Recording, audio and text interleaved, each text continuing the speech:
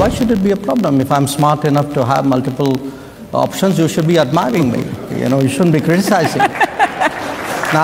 যখন কোনো বিদেশি এটা ভেবে বসে যায় যে ভারতের নাম আসতেই তাদের মিথ্যা বলতে হবে, ঘৃণা ছড়াতে হবে, গালমন্দ করতে হবে, তখন আপনি যতই তর্ক করুন কিন্তু ওই বিদেশিরা কোনো দিনও শুধরাবে না। কিন্তু যখন বিদেশি মানুষরা এই ষড়যন্ত্রই ভারতের বিদেশ মন্ত্রী এস জয়শঙ্কর মহাশয়ের সামনে চালান, তো তারা উপযুক্ত তর্কের সাথে ভালো মতো ঝটকাও খায়। এমনটাই কিছু জার্মানিতে হওয়া মিউনিক সিকিউরিটি কনফারেন্সের বৈঠকে হয়। একটা প্যানেল ডিসকাশনে ভারতের বিদেশ মন্ত্রী এস জয়শঙ্কর এবং আমেরিকার বিদেশ মন্ত্রী অ্যান্টনি ব্লিংকন উপস্থিত ছিলেন।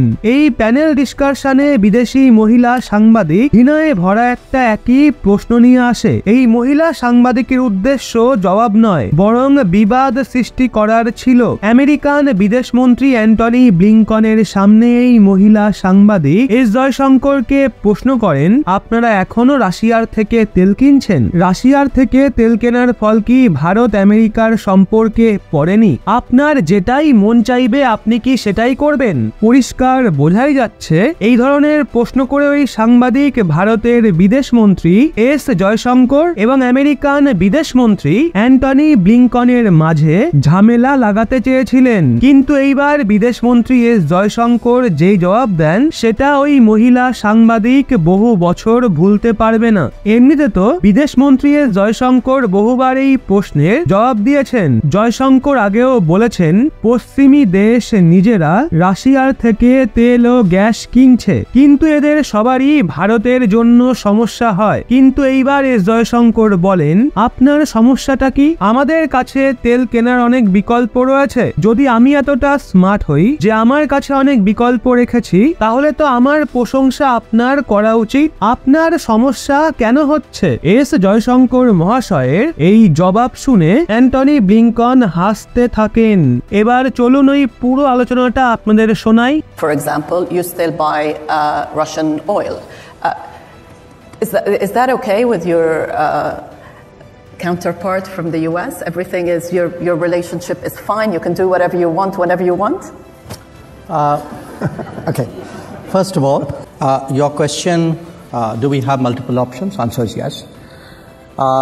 Is that a problem? Why should it be a problem? If I'm smart enough to have multiple options, you should be admiring me. You shouldn't be criticizing. Is that a problem for other people? I don't think so. I don't think so, certainly in this case and in that case. Because, look, we try to explain what are the different pulls and pressures which countries have. And it's very hard to have a unidimensional relationship. Now, again, different countries and different relationships have different histories. There are times when, when you're located in different places, have different levels of development, different experiences. All of that gets into it. So life is complicated, life is differentiated.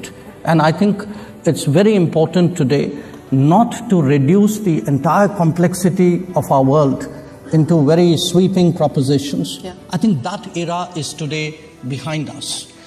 So I agree very much with what Tony said, which is good partners provide choices.